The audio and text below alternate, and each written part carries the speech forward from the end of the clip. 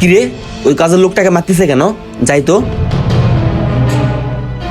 এ ভাই, কি হয়েছে? ওরা মারতেছেন কেন?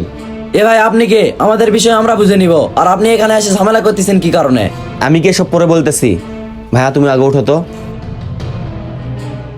আচ্ছা ভাই, আমি বুঝলাম না তুমি আর গায়ে হাত তুললে কেন? ভাই, ওই দোষ করছে, এই কারণে ওর গায়ে হাত তুলিছি আমি। আর আপনি এই জায়গাতে এসে আমার মাথাটা আরো গরম করে দিয়েন না। আচ্ছা ভাইয়া, তোমাদের মধ্যে কি হয়েছে?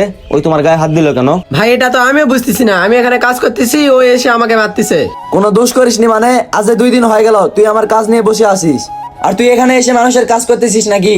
কিরে ভাইয়া, ওই কি বলতিছে? তুমি নাকি ওর কাজ করার কথা বলে কাজ করো নাই? তো ভাই কাহিনীটা শোনেন।